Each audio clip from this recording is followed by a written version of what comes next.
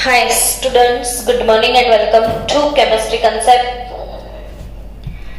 What's up? I think आप लोग मजे ही मजे कर रहे हो लॉकडाउन में, तो इतने मजे मत करो, कभी कभी पढ़ भी लिया करो। बिना पढ़ाई पढ़ेगा नहीं इंडिया, तो बढ़ेगा कैसे इंडिया? तो पढ़ो और बढ़ो, और क्या बोल सकते हैं हम। चलो, आज कौन सा टॉपिक मैम आप करवाओगे? तो yes, D and A block chapter physical properties हम टॉपिक स्टार्ट कर चुके थे। आज मुझे वो टॉपिक सिखाना है आपको। सबसे पहले डेंसिटी, और डेंसिटी के बाद मैं आपको सिखाने वाली हूँ आयोनाइजेशन एनर्जी और ionisation enthalpy. So density is the one of the most important topic. बच्चा लोग डेंसिटी, तो डेंसिटी वर्ड बोलते ही सबके मन में इमोशंस आते हैं ना, मास बाय वॉल्यूम। तो mass by volume is nothing but density. मतलब ये कि डेंसिटी और वॉल्यूम का इनवर्स रिलेशन है। छोटा वॉल्यूम डेंसिटी इंक्रीज होता है, मतलब वॉल्यूम अगर डिक्रीज होता है तो ऑब्वियसली डेंसिटी इंक्रीज होगा। Now what about transition series? तो yes, as we know that कि as we move along a transition series from left to right, आपकी नोट्स भी बन जाए, इसलिए मैं थोड़ा बहुत लिख भी देती हूँ और आप सो भी ना जाए और आप अच्छे से समझ भी पाए। धीरे धीरे पढ़ना है, बातों को समझना है, कोई जल्दी नहीं है। तो as we move along a series from left to right, तो अगर लेफ्ट टू राइट मूव होते हो कोई भी सीरीज में, तो ये सीन हमेशा देखने को मिलता है। यानी लेफ्ट टू राइट आओगे तो एटॉमिक वॉल्यूम डिक्रीज होने वाला है, लेकिन उसके साथ साथ मास भी इंक्रीज होगा ना। ये 21, ये 22, ये 23, तो along the series mass is also increase.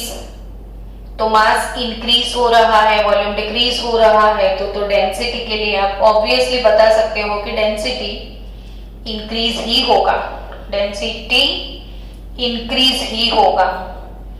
तो density scandium, titanium, vanadium, chromium, इसलिए हमेशा हम हर बार लिखते रहते हैं ताकि आपका प्रिपेयर हो जाए।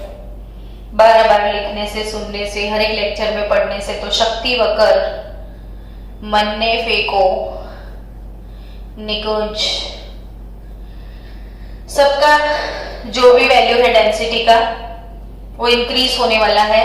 ये वैल्यू इसलिए मैं मेंशन कर रही हूँ ग्राम पर सेंटीमीटर क्यूब में, ताकि आपको वो सीन समझ आए एक बार वैल्यू देखने से। बाकी ये वैल्यू आपको प्रिपेयर नहीं करनी है, बट अगर आप वैल्यू सामने देखते हो तो कुछ कंपैरिजन कर सकते हो कि 3 से 4 हो गया, ये 4 से 6 हो गया, ये 7.19 है, ये 7.21 है, इंक्रीज ही हो रहा है।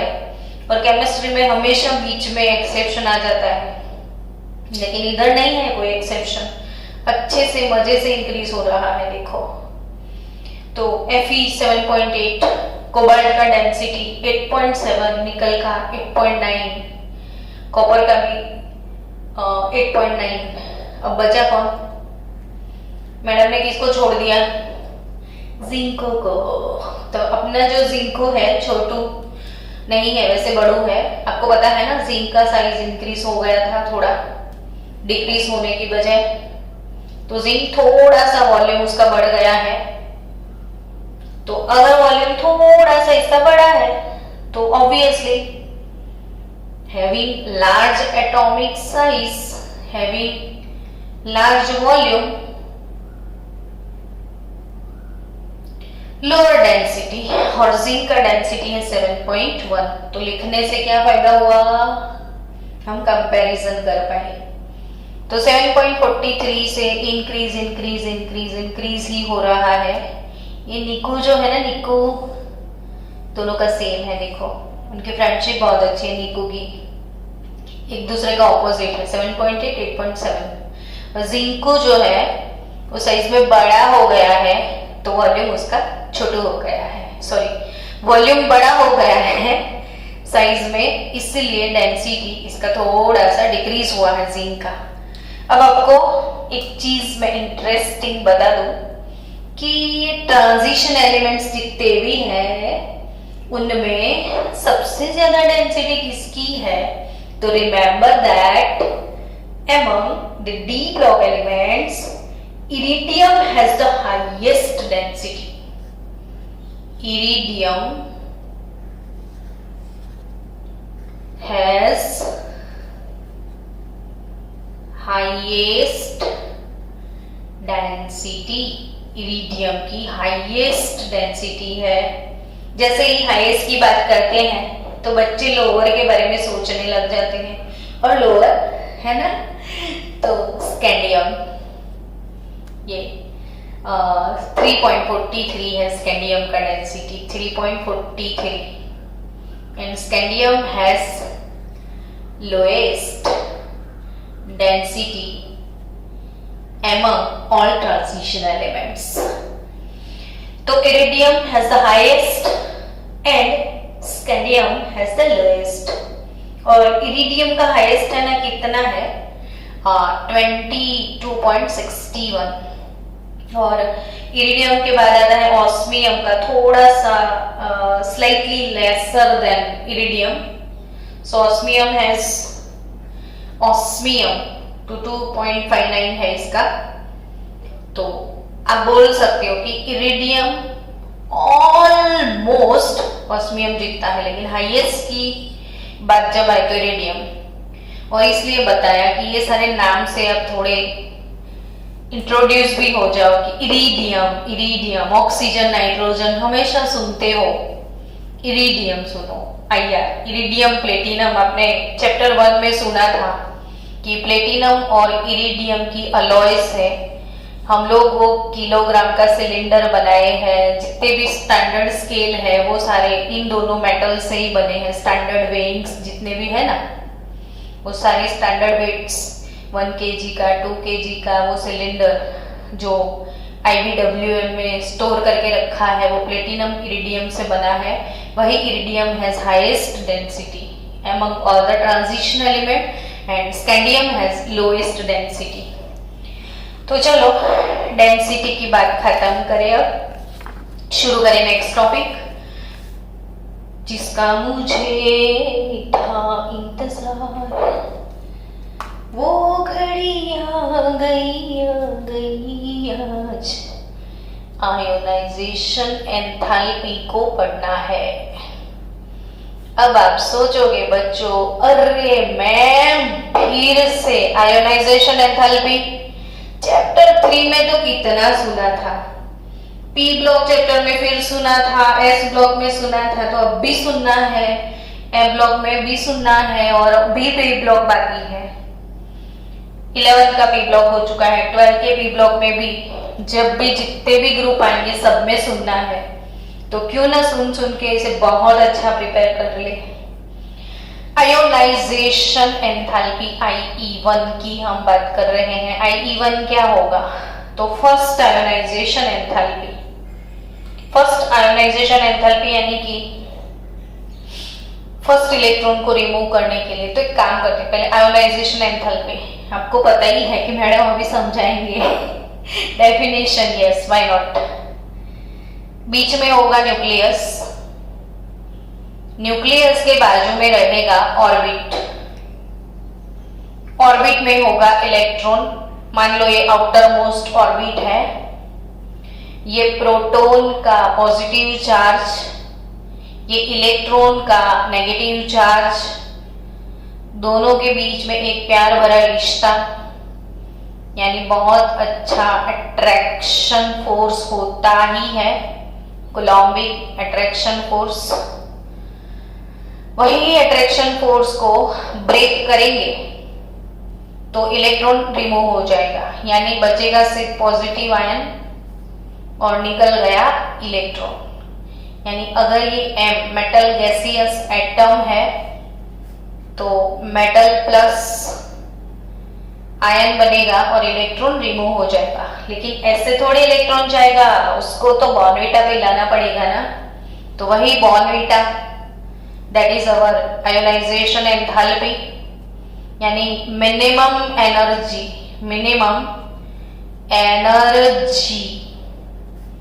required to remove an electron from gaseous neutral atom। कोई गैसियस न्यूट्रल एटम से इलेक्ट्रॉन को निकालने के लिए जो हीट सप्लाई करना पड़ता है, एनर्जी देना पड़ता है, इसे हम आयोनाइजेशन एंथैल्पी बोलते हैं। अब दूसरी बात, साइज बड़ा है और साइज छोटा है। अब अपने मन से सोचो, किसको ज्यादा अट्रैक्शन फील होगा, बड़े वाले को या छोटे वाले को? तो आप बोलोगे कि इसमें अट्रैक्शन ज्यादा है मैडम, इसमें दूर दूर है ये लोग, इसमें पास है। अगर वे नजदीक है तो अट्रैक्शन फोर्स बहुत ज्यादा होगा, तो बहुत ज्यादा फोर्स में से इलेक्ट्रॉन को बहुत फोर्सफुली निकालना पड़ेगा, तो इसकी आयोनाइजेशन एंथैल्पी ज्यादा होगी। यानी ionisation enthalpy proportional to 1/, atomic radius. Radius अगर डिक्रीज होता है तो ऑब्वियसली आयोनाइजेशन एंथैल्पी इंक्रीज हो जाएगा। अब आयोनाइजेशन एंथैल्पी ये ग्रुप की क्यों मैडम आपने पहले गाना बजा दिया था जिसका मुझे था इंतजार, तो इसमें कुछ खास है जो बाकी कोई ग्रुप में नहीं है, कुछ खास वाला। तो खास धीरे धीरे सीखते हैं टेक्स्ट बुक के सारे टर्म्स के साथ। उसमें बहुत कुछ लिखा है टेक्स्ट बुक में, पढ़ते पढ़ते आप थक जाओगे, समझते समझते थक जाओगे। मैं थोड़े आसान वर्ड्स में ट्राई करूंगी कि आपको सब ये देख के ही समझ आ जाए। तो इजी गोइंग वर्ड्स में हम लोग ट्राई करेंगे कि टॉपिक पूरा आपको समझ आ जाए। चलो, आयोनाइजेशन एंथैल्पी और रेडियस। तो फर्स्ट ट्रांजिशन सीरीज की अगर बात करें तो वैसे साइज स्कैंडियम, टिटेनियम, वेनेडियम तक तो डिक्रीज हुआ ही था। तो फिर जैसे जैसे साइज डिक्रीज होगा तो आयोनाइजेशन एंथैल्पी ऑब्वियसली इंक्रीज होगा, है ना। तो देखते हैं इंक्रीज होता है कि नहीं। तो जैसे स्कैंडियम का first ionisation enthalpy 631 kilo joule mole पर है, किलो जूल पर मोल है, सॉरी। तो टिटेनियम का 656 है। तो वेनेडियम का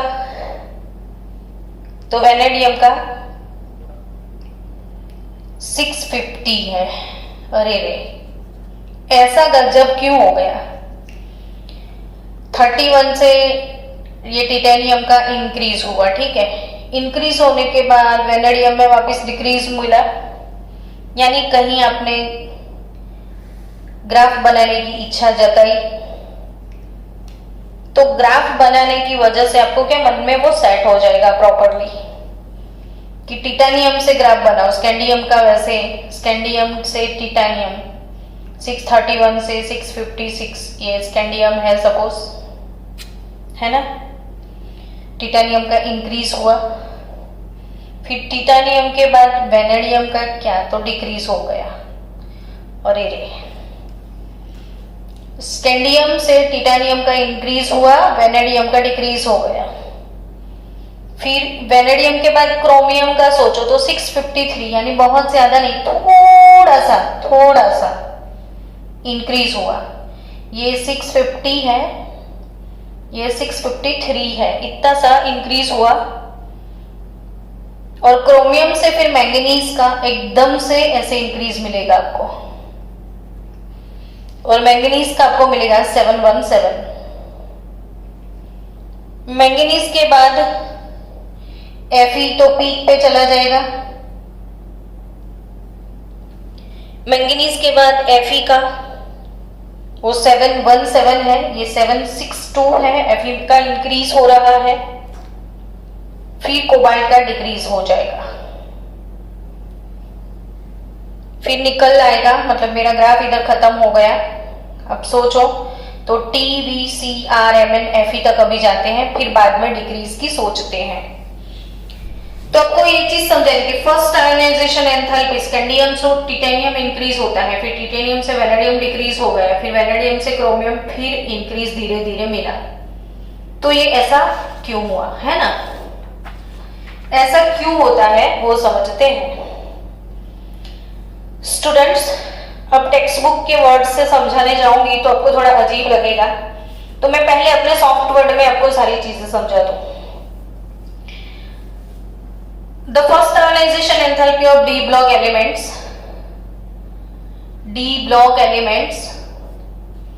उसकी first ionisation enthalpy between S block and P block रहेगी, क्योंकि आप लोगों को पता तो है कि ये सैंडविच है, और अगर सेम पीरियड में आप लेफ्ट टू राइट जाते हो तो आयोनाइजेशन एंथैल्पी जो है वो इंक्रीज होती है along with period. Ionisation enthalpy always increases, यानी डी ब्लॉक की एस ब्लॉक से ज्यादा होगी, पी ब्लॉक से कम होगी। ये चीज आप सोच सकते हो अभी के लिए। चलो, but the ionisation enthalpy gradually increases with increase in atomic number along a given transition series, though some irregularity is observed. Some irregularity is observed. अब वो क्यों, वो समझते हैं। तो जो irregularity आ रही है उसका रीजन बहुत अच्छे से समझते हैं कि increase ionization enthalpies are due to increase nuclear charge with increase in atomic number with reduce the size। ये कॉमन फंडा तो है कि भाई ऐसे आप लोग जा रहे हो तो साइज इंक्रीज नहीं सॉरी साइज डिक्रीज हो रहा है, और न्यूक्लियर चार्ज इंक्रीज हो रहा है। न्यूक्लियर चार्ज क्योंकि एटॉमिक नंबर बढ़ रहा है ना बच्चों, सो मत जाना, जागते रहना, इसमें अगर सोए तो गए। लेफ्ट टू राइट आओगे, न्यूक्लियर चार्ज इंक्रीज हो रहा है एज वेल एज इसका साइज डिक्रीज हो रहा है। ये छोटू है, ये बड़ू है, छोटू में अट्रैक्शन ज्यादा है, तो ऑब्वियसली ऐसे से ऐसे आओगे तो वो तो इंक्रीज होगा। लेकिन मुझे ये एक्सप्लेन करना है कि वाई ऐसा क्यों हो रहा है, कि सम इरेगुलरिटीज ऑब्जर्व्ड, उसे समझना है। तो the irregularity trend in the ionization enthalpy of 3D metal is due to the fact that electron alter the relative energies to 4s and 3D orbitals। ये आपकी बुक में एक वर्ड लिखा है, मैं पहले वो वर्ड लिख दूं ताकि फिर उसको समझने का मजा आए कि the irregular trend irregular trend in first ionization enthalpy IE1, first ionization enthalpy IE1, irregular trend in first ionization enthalpy IE1 of 3D metals is due to the fact that the removal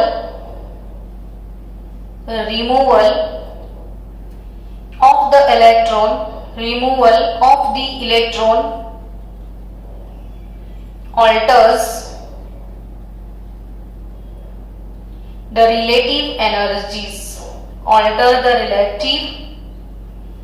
energies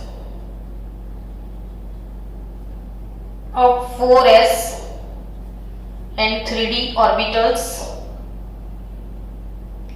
and this energy is called recognisation energy. मैं वही समझाने का try कर रही हूँ बच्चों। अब एकदम ध्यान से थोड़ा अलर्ट हो जाइए कि फर्स्ट आयोनाइजेशन एंथैल्पी टिटेनियम से वेनेडियम का डिक्रीज हो गया था, टिटेनियम से वेनेडियम का डिक्रीज हो गया था, फिर ऐसे इंक्रीज मिला। वेनेडियम के बाद थोड़ा सा क्रोमियम के बाद मैंगनीज के बाद Fe पीक पे चला गया। क्यों, वो समझते हैं। तो मुझे ये बताओ ना कि इनका कॉन्फ़िगरेशन क्या, तो 4s2 और 3dk 1 to 10 कुछ भी है ना, इसमें 1 हो सकते हैं, 2 हो सकते हैं, 3 हो सकते हैं, 4 हो सकते हैं, 1 से लेके 10 तक हो सकते हैं, और 4s के 2। मैं फर्स्ट ट्रांजिशन की सीरीज की कॉमन कॉन्फ़िगरेशन की बात कर रही हूँ, इसके पहले नोबल गैस रहेगा। तो general configuration 3d1 to 10 4s2 बहुत इंटरेस्टिंग है, आपको कोई टेक्स्ट बुक नहीं समझा पाएगा, आपको प्रदीप से भी समझ में नहीं आएगा, इसलिए मैं बोल रही हूँ बड़े ध्यान से समझ लो इसको कि D इसमें 5 इलेक्ट्रॉन, 4s में 2 इलेक्ट्रॉन है, 4s2, और D में मान लो 1 2 3 इलेक्ट्रॉन है, आपके पास 3d3 वाला सिस्टम है, और इधर 4s2। अब आपने एक इलेक्ट्रॉन लूज कर दिया, ध्यान से समझना बच्चों, ध्यान से, सोना मत, जाग जाओ। अब होगा क्या, अगर मेरा फर्स्ट आयोनाइजेशन है, यानी मैंने एक ही इलेक्ट्रॉन छोड़ना है, समझ रहे हो ना, मैंने एक ही इलेक्ट्रॉन छोड़ना है, तो मैंने एक इलेक्ट्रॉन कहां से छोड़ना है भाई, तो मैंने तो छोड़ेंगे 4s से पहले जाएगा इलेक्ट्रॉन सबसे पहले किससे निकलेगा, 4s से निकलेगा ना, और पहला इलेक्ट्रॉन जब निकलेगा तो 4s 1 हो जाएगा और इसमें 3 रहेगा। समझना बात को, IE1 of 3D metal is due to the fact that the removal of the electron electron को रिमूव कर दिया, alters the relative energy of 4s and 3D। बच्चा लोग, हम पहले से पढ़ चुके हैं कि 3D और 4s के बीच में ज्यादा एनर्जी डिफरेंस नहीं है, इन दोनों का एनर्जी लेवल ऑलमोस्ट सेम रहता है, थोड़ा सा माइनर डिफरेंस है। अब जबकि इनका एनर्जी लेवल सेम है, एक इलेक्ट्रॉन 4s का रिमूव हो गया है। प्लीज आइकन में अभी आपके फेस नहीं देख रही हूँ, आप कैमरा के सामने हो, तो वैसे जब क्लास में हम पढ़ाते हैं तो बच्चों के जो फेस के जो एक्सप्रेशन होते हैं उसी से पता चल जाता है कि वो एंजॉय कर रहे हैं, लेकिन अब बिना एक्सप्रेशन से मुझे पता लगाना है, इसलिए मैं बोल रही हूँ कि जागना मेरे प्यारे बच्चों, जाग जाना। ये जो कॉन्फ़िगरेशन है, कॉमन कॉन्फ़िगरेशन, मैंने एक केस ले लिया 3d3 का, मान लीजिए एक इलेक्ट्रॉन 4s का निकल गया, वो आपकी IE1 हो गई थी, फर्स्ट आयोनाइजेशन एंथैल्पी। अब निकलने के बाद fact that the removal of the electron alters the relative energy, यानी एक इलेक्ट्रॉन निकलने के बाद होता क्या है, ये जितने भी अनपेड इलेक्ट्रॉन है वो एक दूसरे की पोजीशन को चेंज करते हैं, ये इधर चला गया, ये इधर आ गया, फिर बाद में, हाँ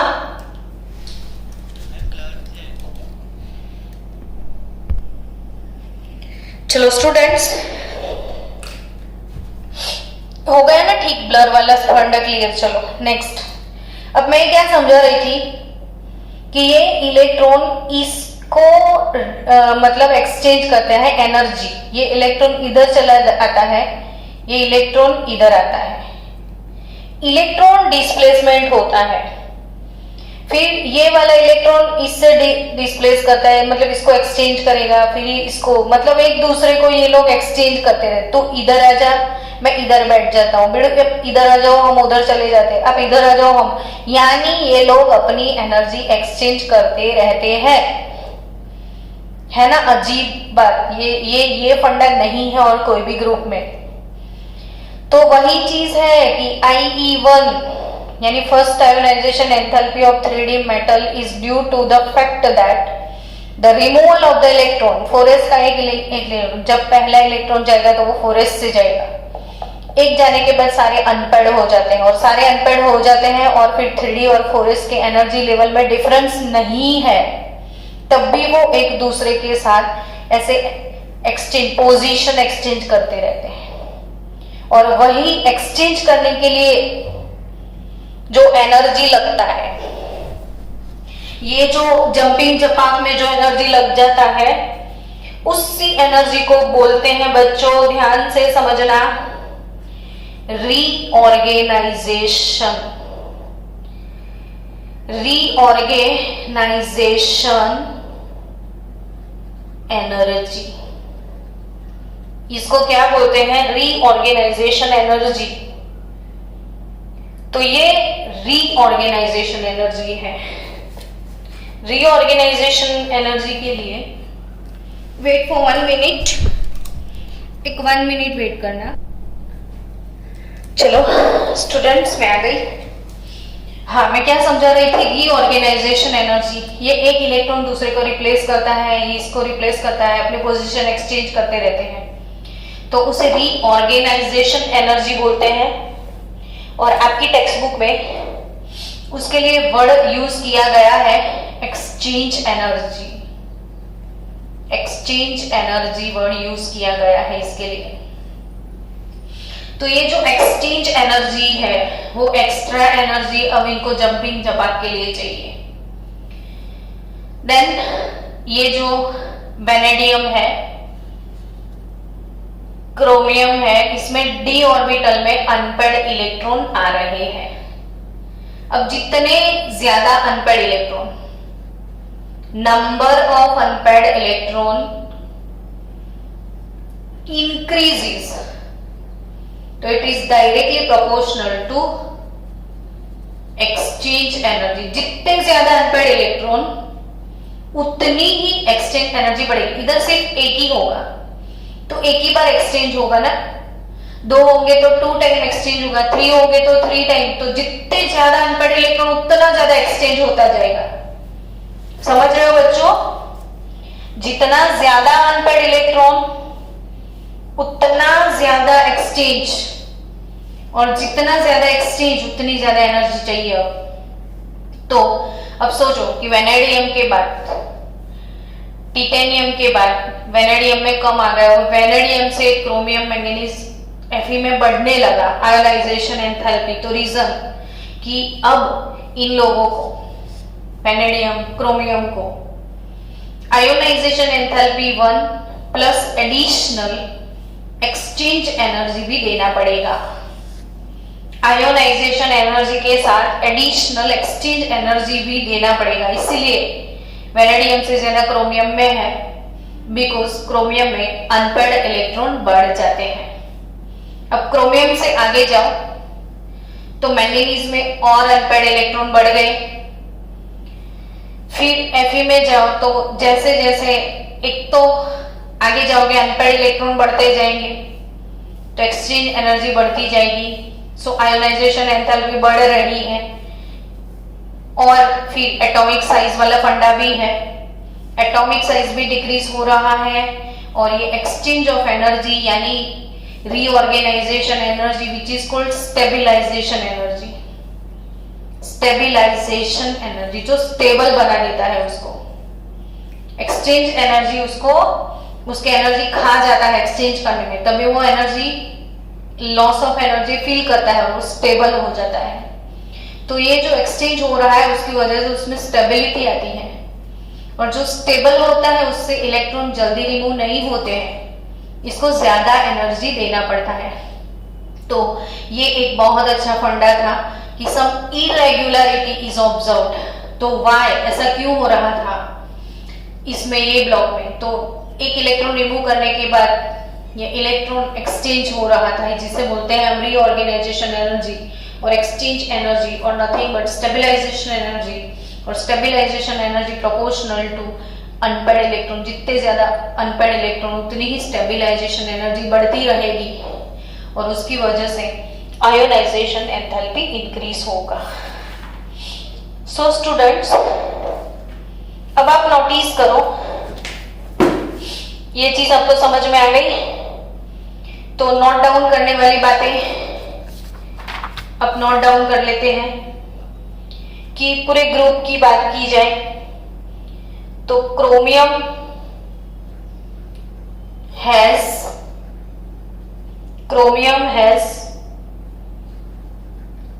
लो फर्स्ट आयोनाइजेशन एंथैल्पी। क्यों ऐसा है? तो क्रोमियम का वैल्यू जो है वो पूरे ग्रुप में लोएस्ट है। स्कैंडियम, टिटेनियम, तो स्कैंडियम का 631 था, टिटेनियम 656 था, वेनेडियम 650 था, क्रोमियम 653 था, फिर मैंगनीज का 717 है, Fe का 762 है। तो क्रोमियम का लो क्यों है वो समझते हैं। तो chromium has low first ionisation energy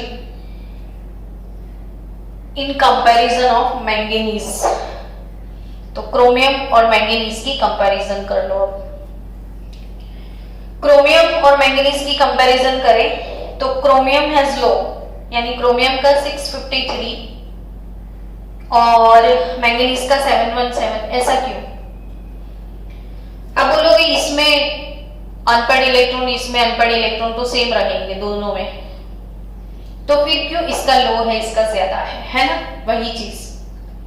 ये मैं फर्स्ट आयोनाइजेशन एंथैल्पी की बात कर रही हूं। तो क्रोमियम का कॉन्फ़िगरेशन सोचो कि आर्गन, ये कुकर हमारा exception case 3d5 4s1, argon 3d5 4s2।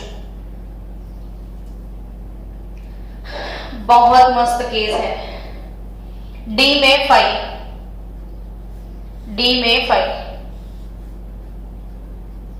और जब भी 5 है तो हाफ फिल्ड स्टेबल कॉन्फ़िगरेशन, इसको हम बोलते हैं half filled stable configuration chromium का। और इसका तो आप बोलोगे ये भी तो हाफ फिल्ड स्टेबल है ना मैम। अरे भाई नहीं, 4s में 2 है। अब आपको फर्स्ट इलेक्ट्रॉन निकालना है ना, तो इसमें 4s में सिर्फ 1 है, और जैसे ही 1 निकल जाता है वो हाफ फिल्ड स्टेबल हो रहा है। और दुनिया में ऐसा कौन है वो सामने से बोलेगा हाँ भाई मेरा स्टेबिलिटी रिमूव कर दे, सबको तो स्टेबल होना है। तो ये तो वही सोचेगा कि अरे तू निकल इधर से, 1 ज्यादा है, ये चला गया तो मैं तो स्टेबल हो रहा हूं।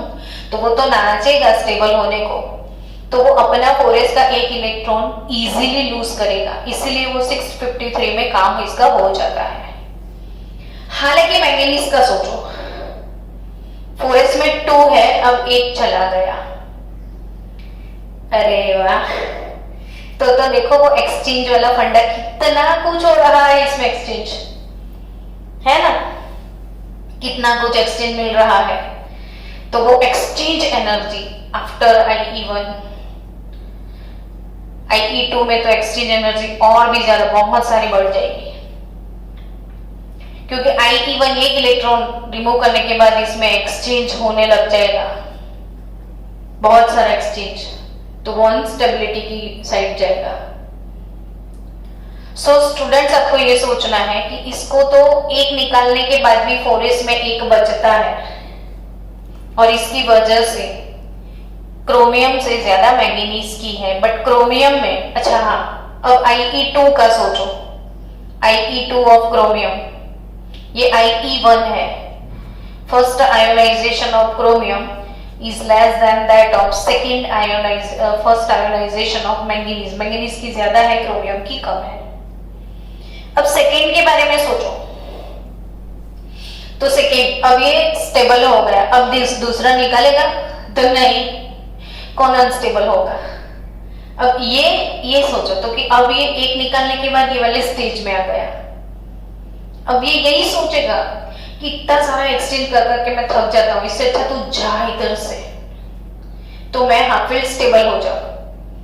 एक इलेक्ट्रॉन निकलने के बाद उसको स्टेबिलिटी की ओर जाना है, तो अब IE2 की कंपैरिजन की जाए दोनों की, क्रोमियम मैंगनीज की, तो क्रोमियम का IE2 जो है वो मैंगनीज से ज्यादा हो जाएगा। IE1 मैंगनीज का ज्यादा होगा, IE2 क्रोमियम का ज्यादा होगा। एक इलेक्ट्रॉन निकलने के बाद वो स्टेबल है, स्टेबल से नहीं जाएगा। इसमें एक इलेक्ट्रॉन निकलने के बाद वो अनस्टेबल है, उसको और भी स्टेबल लेना है तो दूसरा आराम से निकल देगा। तब भी क्रोमियम का सेकेंड जो है वो 1592 किलो जूल पर मोल है, और मैंगनीज का सेकेंड 1509 किलो जूल पर मोल है। यानी मैंगनीज का IE1 ज्यादा है क्रोमियम से, और क्रोमियम का IE2 ज्यादा है मैंगनीज से। चलो ये चीज भी आपको समझ में आ गई। अब आप सोचोगे जिंक के बारे में, हमेशा जिंक तो आ ही जाता है कोई ना कोई एक्सेप्शन में, तो मैं जिंक की बात करूं आपको, तो ग्रुप में जिंक का ना लास्ट वाले में सिर्फ निकुंज, हम तो ऐसे आ रहे थे across the period, ionisation enthalpy हमारी इंक्रीज हो रही थी, इरेगुलर ट्रेंड था, वो स्टेबलाइजेशन एनर्जी की वजह से, एक्सचेंज एनर्जी की वजह से, रीऑर्गेनाइजेशन एनर्जी की वजह से, वो भी मैंने एक्सप्लेन किया। अब निकल का 736 है, कॉपर का बढ़ना चाहिए 745 है, तो जिंक का भी बढ़ ही जाना चाहिए, तो 906। अब आप बोलोगे मैम आप कैसा पढ़ा रहे हो चैप्टर, कुछ गड़बड़ कर रहे हो।